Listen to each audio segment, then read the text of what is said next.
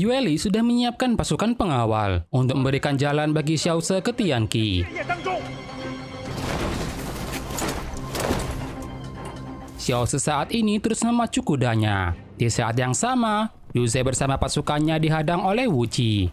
Namun Wu Qi kali ini bukan dari sekte Lei atau Sui Yue, namun datang sebagai pengawal timur Naga Biru. Namun sebelum bertarung, Wu Qi terus mengoceh di sana dan merendahkan Yu Zai yang kemampuannya tak seberapa. Di mana kemampuan mengocehnya ini ia dapatkan karena terlalu banyak bergaul dengan Xiao She.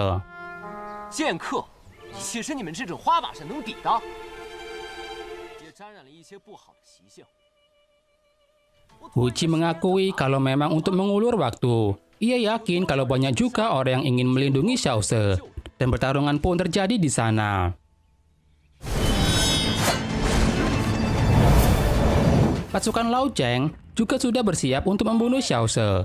Namun di sana ada yang menghadang, yaitu Qian Luo. Ia mengancam akan membunuh siapapun yang berani melewati batas.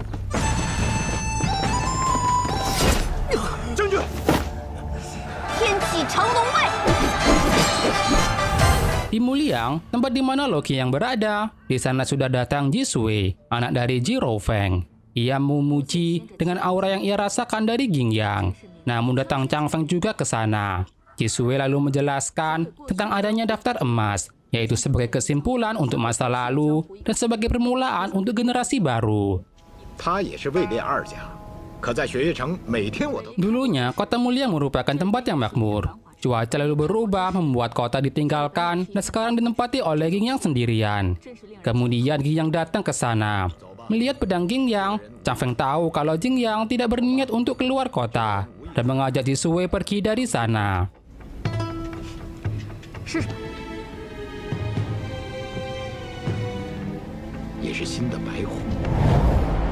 Kemudian di Sungai Gelap, cuaca di sana tengah hujan. Tang Lian sudah menunggu kedatangan orang sekte gelap dan bersiap untuk melakukan pembunuhan. Kemudian ia meminta pemilik kedai mengeluarkan araknya. Di mana arak ketan hitam itu, arak yang sering Wu Qi dan Xiao She sebutkan ketika mereka membahas mengenai pondok Sui Luo yang bobrok.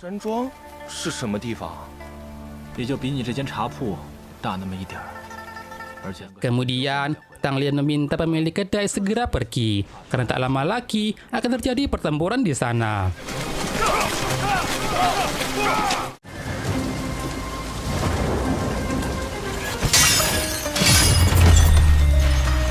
Wu Qi berhasil memukul mundur Yu Zai. Ia meminta Yu Zai mengeluarkan jurus andalan mereka.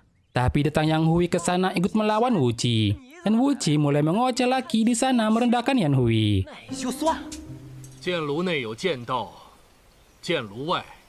Yan Hui ingin meningkatkan kemampuannya dengan melawan Wu Qi. Mereka berdua lalu saling beradu pedang sebentar.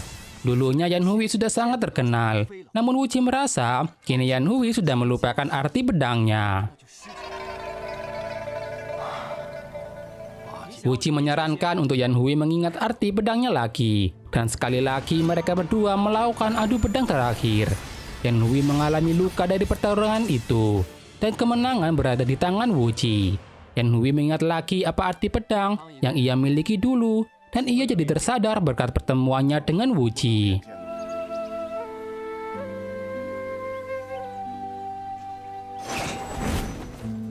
Xiao She semakin dekat dengan Tianqi. Qian Luo terus menghadapi satu pasukan seorang diri. Pasukan Lao Cheng akan melakukan pertempuran habis-habisan. Tapi datang pasukan Ye Zi ke sana yang dibawa oleh Rao Yi. Pertempuran pun terjadi sekali lagi. Jenderal musuh berhasil dikalahkan dan pasukan Lao Cheng bisa dipukul mundur.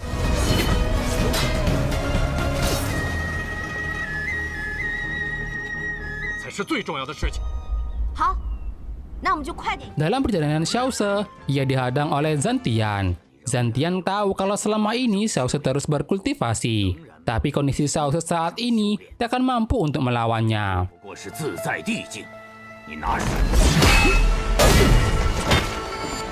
Zantian memberitahukan kalau banyak yang membantu Xiao She memberikan jalan. Tapi kedatangan Zantian kali ini bukan untuk membunuh Xiao She, karena permintaan dari Xiao Chong yang ingin melawan Xiao She dengan adil. Sementara itu, pertarungan epik terjadi di Sungai Gelap. Tang Lian datang sebagai pengawal utara, Xuan Wu. Dan kali ini, Tang Lian akan melawan Qidao secara langsung. Tapi sebelum itu, Tang Lian membuat arak 7 mala berbintang, di mana arak itu akan mampu meningkatkan tingkatan Tang Lian. 果然是好酒啊！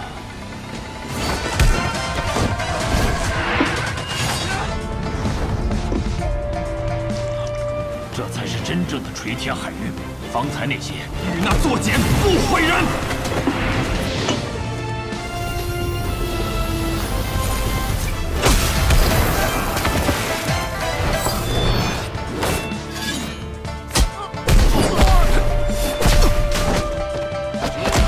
我曾做少年戏人间，见那世英雄林立，拔剑高呼。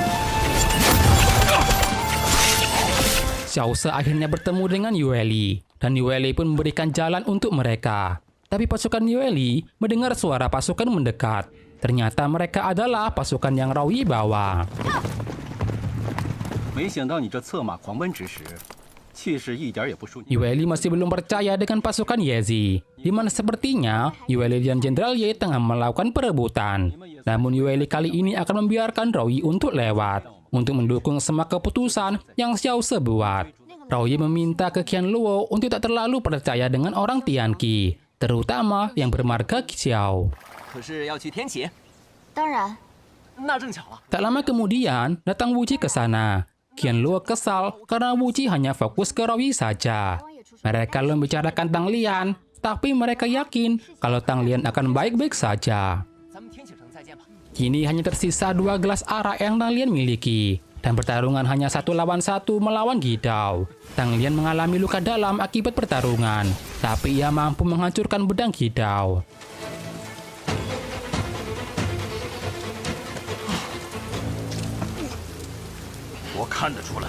Tersisa 1 gelas lagi untuk Tang Lian. Jika meminumnya, Tang Lian bisa saja mati. Tapi Tang Lian tak peduli dan tetap meminumnya untuk bisa melawan Qidao. Dengan begitu, Tang Lian bisa mengeluarkan jurus terakhirnya yang terkuat, yaitu teknik ribuan pohon. 我一身轻长江几成梦魇，沧海云尽不如。 Tang Lian yang sekarat mengingat akan masa lalu, di mana ia ditinggalkan oleh kedua orang tuanya dan hidup sendiri selama bertahun-tahun. Tang Lian sudah tak sanggup lagi. Di saat itulah ia bertemu dengan Lian Yue, yang bawa Tang Lian pergi untuk menjadi muridnya. 年后就会回来。我叫唐连月，今后就是。 Lalu ketika Tang Lian dewasa, Tang Lian pernah hampir mati. Dalam kondisi sekarat itu, ia bertemu dengan Bai Li Dongchun. Dongchun memaksa Tang Lian untuk minum arak yang ia bawa. Dengan arak itu, Tang Lian bisa pulih dari luka-lukanya. Dongchun datang atas permintaan Lian Yue untuk menjadi Tang Lian muridnya. Kemudian, di hari terakhir ia bertemu dengan Dewi Rui. Sebenarnya Raoyi tak rela untuk Tang Lian pergi. Tapi Tang Lian harus pergi melindungi seseorang dan menyelesaikan misi. Ia berjanji akan kembali setelah semua misi ini selesai untuk menemui Dewi Rui. 只作为唐莲来找你。 什么时？ Tang Lian merasa sudah tak bisa menemani Xiao Se lagi. Kini ia akan segera mati di sana.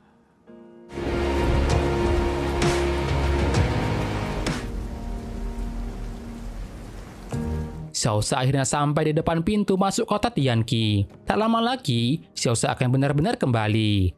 Kemudian, Wu Ji dan lainnya juga menyusul Xiao Se di belakang. Xiao Se berencana akan menunggu Tang Lian di kota dan mengajak mereka masuk terlebih dahulu.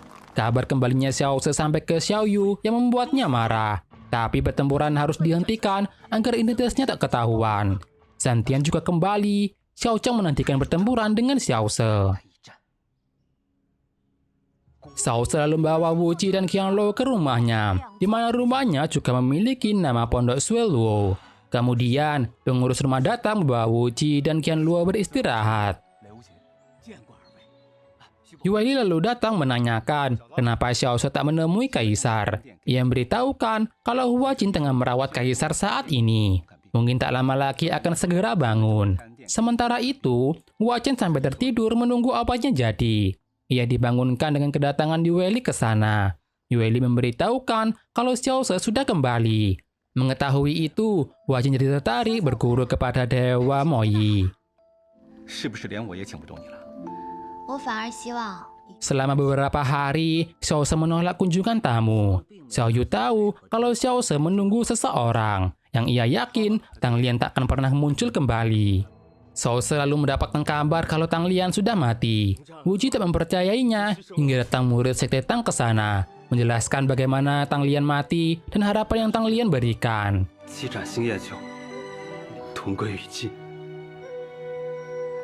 Wu Ji masih tak mau mempercayai hal itu. Kini sekte Tang sudah percaya kalau Sungai Gelap pelaku pembunuhan tetua Tang. Mereka bersedia untuk membantu membalaskan dendam. 我要杀过安和，跟大师兄报仇。 Xiao Se mencoba menenangkan Wu Ji. Ia akan menanggung semua dendam itu dan meminta Wu Ji agar tak dikuasai oleh kebencian. 不要被仇恨占据内心。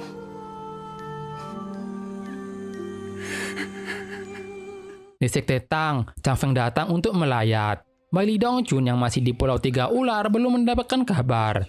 Di sana Chang Feng memberikan penghormatan terakhirnya.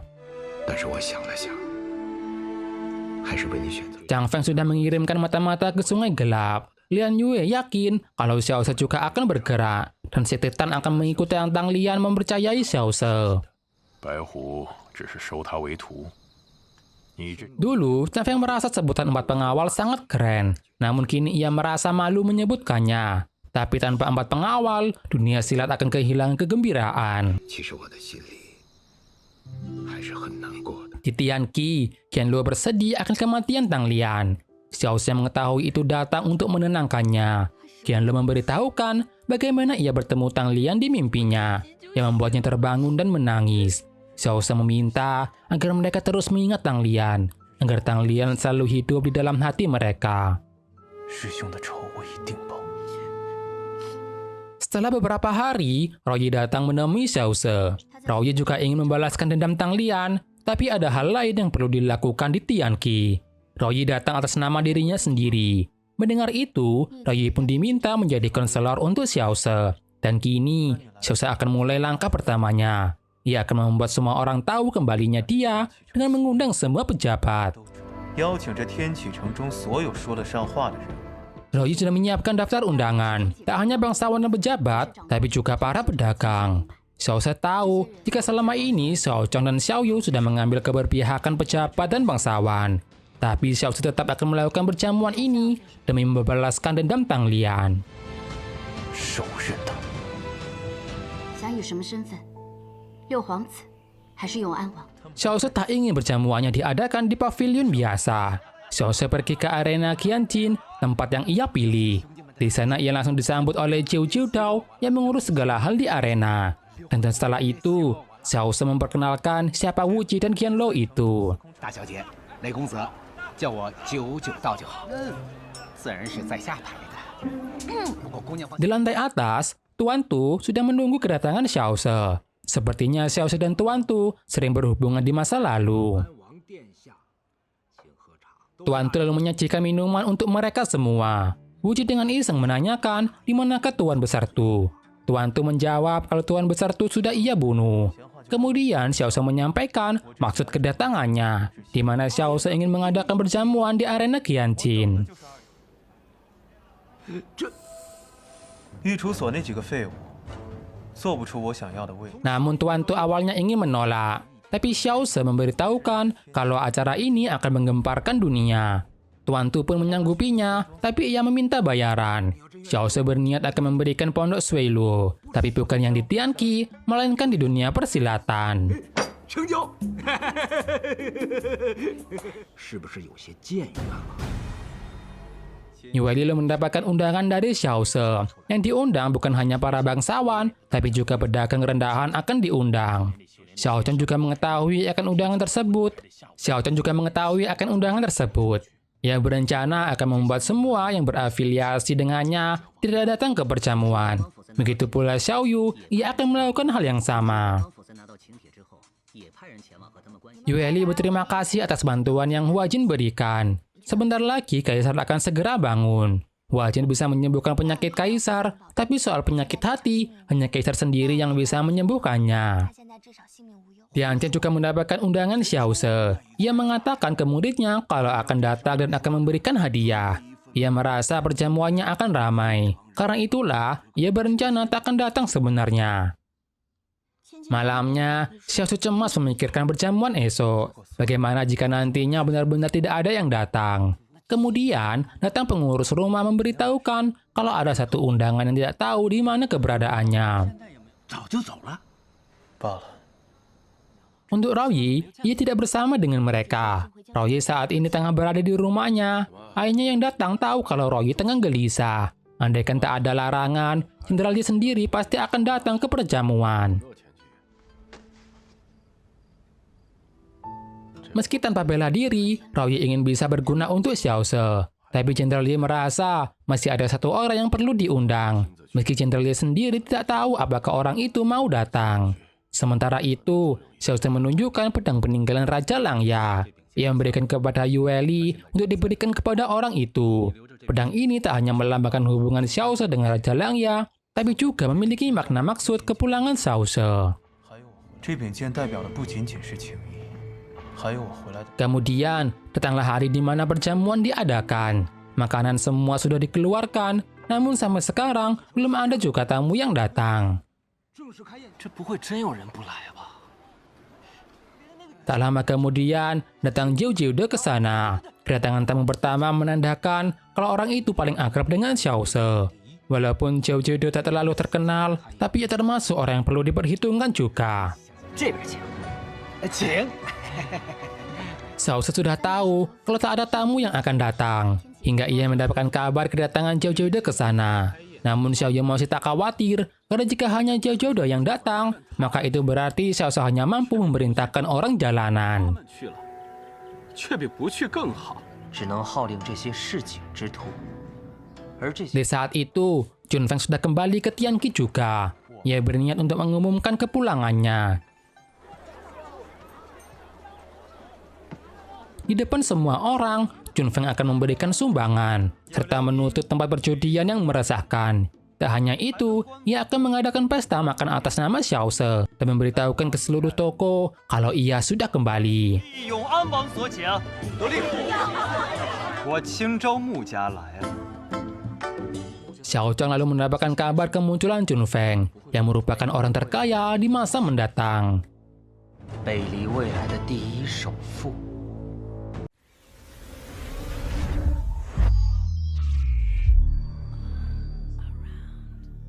Chun Feng merasa puas dengan apa yang sudah ia lakukan. Ia merasa bangga sudah menghamburkan uangnya, tapi pengurus Liang mengatakan kalau Chun Feng tak terlalu boros, yang membuat Chun Feng jadi kecewa. 楼里潇洒1晚，就赞不绝口啊！对。 Waktu untuk perjamuan akan segera tiba, tapi Xiao Se tetap menunggu. Tak lama kemudian, datang Chun Feng ke sana. Tanpa sengaja Wuji membawa soal Tang Lian. Tampaknya Chun Feng juga ingin membalaskan dendamnya. Kemudian, Chun Feng datang memberikan salam. Chun Feng memberitahukan bisnis seperti apa yang tak pernah ia lakukan. Ia menyangkal pernyataan Xiao Se kalau kakaknya belum sembuh. Kemudian, Chun Feng memberikan hadiahnya, yaitu beberapa pedagang besar di kota. Melihat itu, Xiao Se berjanji akan mewujudkan keinginan Chun Feng berguru ke Hua Jin. 我定全力促成。等的就是这句话。 Chun Feng lalu diberikan kursi di lantai kedua. Xiao Se merasa Chun Feng layak akan hal itu. Wuji pikir perjamuannya berjalan baik, tapi Raoyi menyangkalnya. 不够，还远远不够。 Xiao Yu kesal dengan kedatangan pedagang tersebut dan merasa Xiao Se masih bisa saja memberikan kejutan untuknya. Padahal selama ini para pedagang menuruti Xiao Yu. Tapi Xiao Zhang yakin Xiao Yu tetap tak akan datang, karena tanpa pejabat tinggi, semua pedagang itu tak ada artinya. 再有钱的商人，也只是商人罢了。 Jiu Jiude merasa cemas karena perjamuan tak segera dimulai. Para pedagang mungkin akan merasa kedudukannya kurang tinggi, sehingga Xiao Se tak segera memulainya.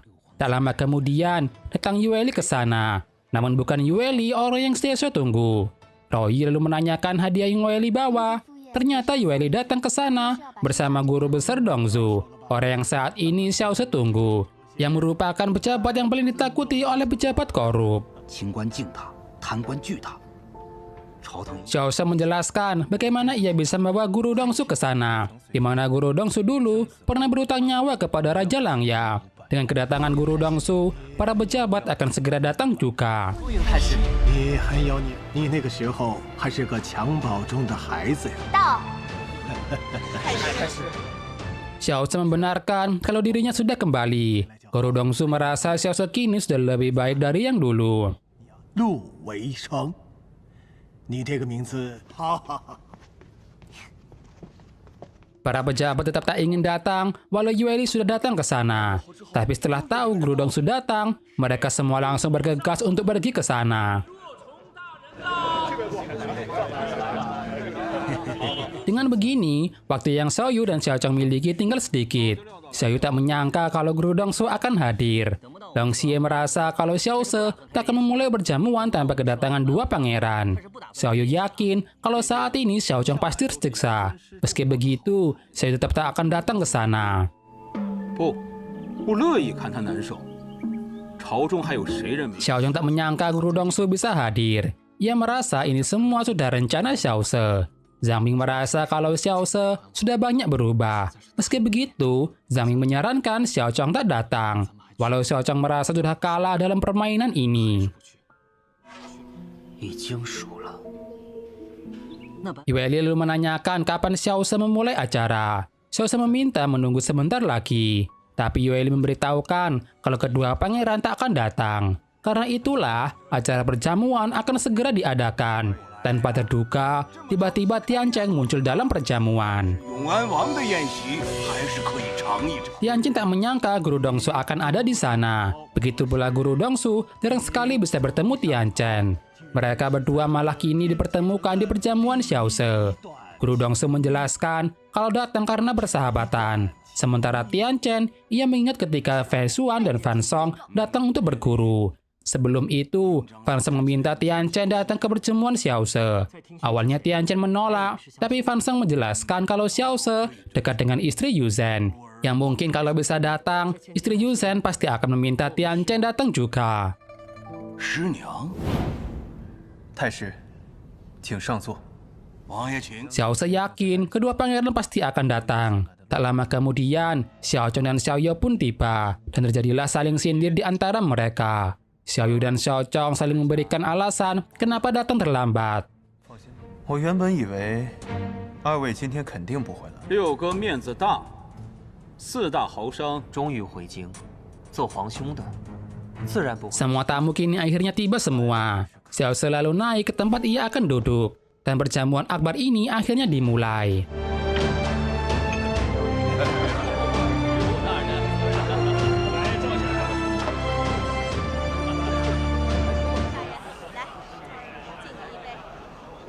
Yueli merasa kalau Xiao Se akan mengajak pejabat bicara satu persatu, dan hal itu menjadi rahasia terbesar di perjamuan ini. Guru Dongsu merasa Xiao Se selalu bisa memberikan kejutan. Kini ia sadar kalau Xiao Se sudah lebih dewasa. Yueli lalu melihat kedua pangeran yang mana biasanya bertikai hebat diam-diam. Namun kini satu meja dan makan bersama. Yang mana terakhir kali mereka makan bersama saat mereka kecil dulu. 只有你和老六。 是不是也应该请我们上去喝一杯？ Acara terus berjalan dengan lancar. Lalu datang Dewi Rui ke tempat Xiao Se duduk. Xiao Se menjelaskan perjamuan ini untuk memberitahukan kalau ia sudah kembali, serta untuk mengetahui siapa lawan dan kawan. Dewi Rui mengingatkan Xiao Se untuk mengingat siapa yang sudah membukakan jalan, tapi Xiao Se tak pernah melupakannya. 也绝不会忘。 Xiao Se memberikan sambutan di sana dan mengajak mereka semua bersulang. Tapi gelas yang Xiao Se minum dibanting ke lantai. Tirai di belakang Xiao Se lalu dibuka dan perjamuan berubah menjadi acara pemakaman.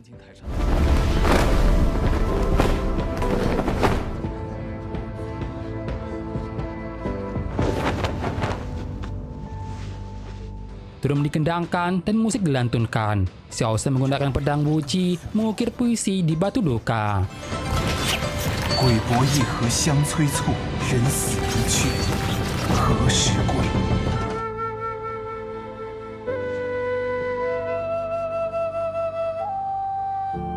Mereka paham kalau Xiao Se tengah berduka. Xiao Yu merasa tindakan Xiao Se begitu sembarangan.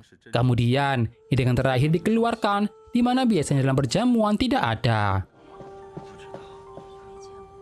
Xiao Se memberitahukan bagaimana ada di tempat Tang Lian berada, di mana saat pemakaman akan selalu ada masakan dengan tahu, dengan harapan untuk yang masih hidup bisa hidup dengan baik. Chun Feng juga menjelaskan kalau di tempatnya berasal, saat berjamuan tahu, maka tamu wajib untuk memakannya. Dengan begitu, semua orang di sana ikut memakannya.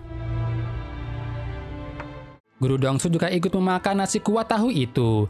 Ia berharap saat ia mati, semua orang makan nasi kuah tahu untuknya. Melihat itu, pejabat lainnya juga ikut makan. Namun Xiao Yu berniat untuk pergi dari perjamuan.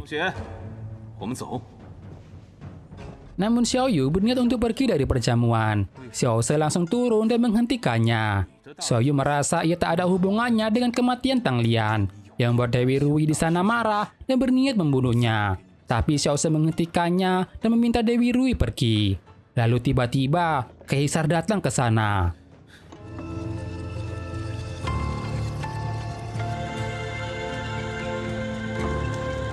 Kaisar lalu menyapa Xiao Se di sana. Namun perjamuan akan segera berakhir.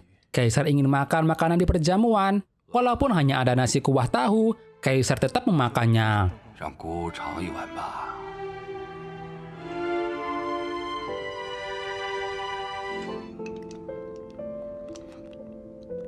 Xiao Se memberitahukan kalau kakak seperguruannya yang meninggal. Kini Kaisar akan membiarkan Xiao Se melakukan apapun. Dan setelah itu, Kaisar meminta maaf karena membuat pejabatnya sujud terus.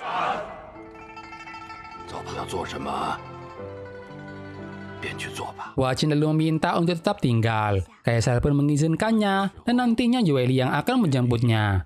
Melihat itu, Xiao Yu merasa sangat marah. Xiao Su sampai sekarang masih saja menjadi putra kebanggaan, dan acara perjamuan akhirnya selesai. Xiao Chong menanyakan kenapa saat itu ia menolak ajakannya untuk kembali. Xiao Se menjawab kalau ia hanya suka membuat pilihannya sendiri. Rao Yi yakin semua orang akan menganggap Xiao Se bodoh karena membuat semua utang budi hanya untuk acara pemakaman. Padahal itu kesempatan yang bagus untuk bernegosiasi. Namun Rao Yi tak menganggap Xiao Se bodoh. Dengan melakukan ini, Xiao Se mengajak seluruh Tianqi berduka untuk Tang Lian.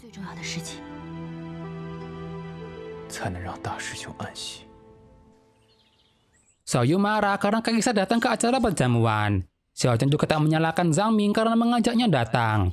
Kemunculan Kaisar kali ini menandakan Xiao Se masih kebanggaan Tianqi. Zhang Ming lalu membahas soal Hua Qin dan menyarankan untuk Xiao Chong minta bantuan Hua Qin menyembuhkan matanya. Namun Xiao Chong masih belum bisa untuk meminta bantuan ke Xiao Se. Karena itu, ia akan meminta bantuan ke gurunya. Di tempat lain, Chun Feng menemui 4 pedagang besar. Chun Feng memberitahukan kalau datang untuk membantu temannya. Ia meminta agar ke-4 pedagang memberikan jalan untuk Xiao Se. Jika mereka menolak, maka keluargamu akan menghapuskan kekayaan mereka semua.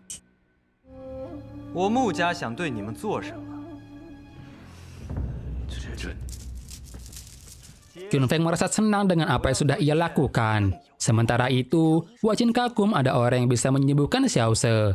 Tak lama kemudian, datang Chun Feng ke sana. Melihat Hua Qin, Chun Feng langsung memujinya di sana dan meminta untuk Hua Qin menerimanya sebagai murid. Karena Hua Qin menolak, Chun Feng menawarkan berbagai macam tanaman langka yang ia miliki. Bahkan memberikan pondok musim gugur yang berisikan tanaman obat.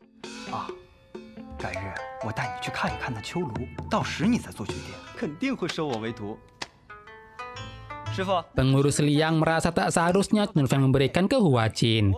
Tapi bagi Chun Feng, pada akhirnya pondok itu akan Hua Qin wariskan kepadanya. Tak lama kemudian, datang Yue Li ke sana untuk menjemput Hua Qin. Malamnya, Xiao Yu bertemu dengan orang misterius. Orang itu memberitahukan kalau Kaisar belum sembuh sepenuhnya, yang membuat Xiao Yu kesal karena Kaisar memaksa datang ke perjamuan. Bahkan tersebar rumor soal Xiao Se yang akan menjadi putra mahkota. Karena itu, Xiao Yu akan memberikan ancaman bagi siapapun yang mendukung Xiao Se. Saat itu, Zhou Qiudao tengah jalan-jalan sambil mabuk. Kemudian ia dihadang oleh 2 orang asing. Keesokannya, Xiao Zhuidao ditemukan sudah mati. Dari kemampuan Xiao Zhuidao, harusnya ia bisa kabur dari pembunuh itu. Namun melihat kemampuan pembunuhnya, sepertinya dari sungai gelap. Wu Ji jadi semakin marah, tapi Xiao Zhe menjanjikan pasti akan membalaskan mereka. 相信我，很快。 Kabar kematian Xiao Zhuidao sampai di Xiaochong. Semua orang menganggap Xiaochong pelaku karena ia pernah ke sungai gelap. Zhang Ming menyarankan untuk mendekati Xiao Zhe untuk melawan Xiao Yu, tapi Xiaochong masih ragu. Dukungan untuk Xiao Zhe memang menjadi goyah, tapi Xiao Yu ingin membuat kekacauan yang lebih besar. Dia ingin membunuh seseorang yang lebih penting lagi. 这才 Kemudian, Xiao Zhe terus memikirkan siapa target selanjutnya. Qianluo ke sana minta untuk Xiao Zhe menghangatkan diri, tapi Xiao Zhe terbiasa dengan udara dingin. Qianluo lalu mengajaknya untuk jalan-jalan. Di sana, Xiao Zhe mengungkapkan kegelisahan yang ia rasakan. 恐怕要杀一个更重要的朝廷官员。 Qianluo juga sudah memikirkan masalah itu. Sejak kematian Tang Lian, kini Qianluo hanya bisa mengandalkan diri sendiri. Lalu untuk malam ini, Xiao Zhe ingin Qianluo pergi ke suatu tempat. Malamnya, Guru Dongsu tengah jalan-jalan untuk menenangkan dirinya. Ia merasa situasi saat ini adalah yang terburuk. Kemudian, muncul sosok Sumuyu di sana. 那些影卫，想必早就被他解决了。 Pengawal bayangan sebenarnya yang Guru Dongsu miliki sebenarnya selalu di sampingnya, yaitu Li Tian, Raja Pembunuh. Kini Li Tian akan mencoba untuk membunuh Mu Yu di sana. Namun ternyata datang juga Mu Yu ke sana. Untungnya Qianluo datang tepat waktu menghadang serangan.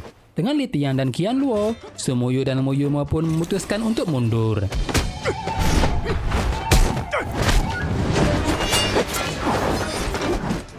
Guru Dongsu merasa tertarik dengan apa yang terjadi. Ia tahu kalau sepertinya Xiao Zhe sudah tahu ke dalangnya. Guru Dongsu memang selalu bertindak netral sejak dulu. Membunuhnya memang tak berpengaruh kepada dekrit, tapi memberikan pukulan berat bagi seluruh pemerintahan. Xiao Zhe juga tahu kalau dalangnya bukanlah Xiao Chong, karena ia paham kakaknya selalu memilih jalan monarki. Sementara Xiao Yu selalu memilih jalan dominasi. 但是他绝对不会违背自己的君道。 Sementara untuk Xiao Zhe, dia memilih jalan yang bebas, berkelana di dunia silat dan menikmati hidup. Yang mana pemikiran kecil Xiao Zhe seperti yang Wu Ji lakukan saat ini. Kemudian, datang sebuah surat dari istana, di mana Xiao Chong mengajukan penyelidikan terhadap sungai gelap. Tak lama kemudian, datang Hua Jin bersama Chun Feng. Hua Jin datang ke sana untuk bertemu dengan Xiao Zhe. Chun Feng sendiri ia membanggakan bagaimana ia bisa memukau Hua Jin dengan semua barang-barangnya. Hua Jin memberitahukan kalau penyakit Kaisar Kambu hanya masalah waktu. Dari penjelasan Hua Jin, Xiao Zhe sadar kalau Kaisar diracuni, yang bahkan Hua Jin sendiri tak menyadarinya. Karena itu, Xiao Zhe perlu pergi ke suatu tempat. 你得跟我一起去。 Setelah itu, Qianluo jalan-jalan bersama Royi. Di sana Qianluo menanyakan bagaimana pertemuan Royi dengan Xiao Zhe. Saat itu, Xiao Zhe berkunjung ke rumahnya dan bertemu dengan Royi. Mengetahui tubuh Royi sakit, Xiao Zhe membantunya berdiri dan meyakinkan kalau Royi pasti mampu melakukannya. 我知道这很痛苦，但如果是你，一定会。那都是过去的事了，未来更重要。 Xiao Zhe kemudian datang ke tempat sekte Mahatau, di mana tempat yang menyediakan segala macam informasi. Pemimpin sekte merasa kalau Xiao Zhe terlalu naif, dan sekte Mahatau sudah dikuasai oleh Jiro Feng lagi. 他使的这棍子，跟你的无极棍好像。 Xiao Zhe menanyakan kenapa gurunya pergi. Jisui memberitahukan kalau setelah menyelamatkannya dulu, ia menutup diri untuk berobat dan hanya seperti sudah mati. Setelah tahu Xiao Zhe muncul, Jiro Feng meminta Jisui untuk membantu Xiao Zhe, yang mana Jisui merupakan penerus pengawal barat Bai Hu. Lalu Xiao Zhe menanyakan hasil penyelidikan. Jisui memberitahukan kalau itu ilmu sahaja. Jisui hanya tahu kalau mantan kepala Kasim yang bisa ilmu itu. Namun karena tak ada penerus ilmu sahaja, informasi itu sulit dilacak. 知道了。 萧楚河，你就该 Siswa lalu menanyakan kenapa Xiao tak kembali ke sektenya. Padahal sekte Maha Tahu bisa menjadi bantuan terbesar. Xiao selalu menyampaikan 3 permintaannya, bukan masalah sungai gelap, namun segala hal mengenai gulungan dekrit saat ini, serta peracun ulu yang memasuki Tianqi dalam 1 tahun, serta keberadaan seorang teman yang di Tianqi. 且尚未，但是却迟迟没有来找我，是一个比较麻烦的朋友。你的精神比我们上次见面时 Wuxin di penginapan didatangi oleh Jin Xuan. Saat Wuxin menyusup malam itu, ketika ia kabur, ia masuk ke dalam kereta milik Jin Xuan. Jin Xuan lalu menanyakan tujuan Wuxin ke Beili. Wuxin pun memberitahukan kalau ia datang untuk mencari ibunya, Selir Xuan. Di mana hal ini sudah sesuai dengan apa yang Jin Xian pikirkan. Wuxin ingin tahu apa yang Selir Xuan katakan, hingga ayahnya memutuskan untuk bunuh diri. 我父亲便拔剑自刎。难不成问他当时为什么抛弃我吗？ Wuxin tak menyangka saat menyusup ia bertemu sosok yang hebat. Jin Xian memperingati kalau kota Tianqi berbahaya, tapi Wuxin masih memiliki Xiaoze yang sudah kembali. 难道我不应该见一见他吗？不过本以为 Di istana, Xiao Yu pergi menemui Selir Xuan, Yi Wenchun. Ia memberitahukan kalau Xiaoze saat ini sudah kembali, dan kepulangannya merupakan ancaman bagi Xiao Yu. Xiao Yu kesal karena ibunya tak terlalu memperdulikan dirinya. Lalu saat Xiao Yu hendak pulang, ia menyinggung soal Wuxin, yang membuat Yi Wenchun jadi cemas. 听，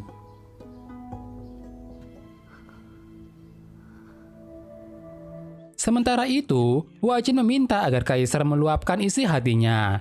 Namun Kaisar sendiri tak bisa berhenti memikirkannya, di mana kini Xiaoze sudah berhenti berbicara banyak hal kepadanya. Huajin merasa mungkin Xiaoze sudah merasa cocok dengan Kaisar, sehingga tak perlu banyak bicara untuk menyampaikan sesuatu. Lalu saat keluar, Huajin bertemu dengan Kasim Jinyu. Malamnya Huajin memberitahukan tentang hal itu, di mana Jinyu minta Huajin menyembuhkan Xiaozhong. Kira-kira apa yang terjadi? Akankah Xiaoze mengizinkan untuk Huajin menyembuhkan Xiaozhong? Tunggu di part selanjutnya ya. Klik like jika kalian suka dengan video ini. Klik like jika tidak suka. Sampai ketemu kembali di part selanjutnya. Bye-bye.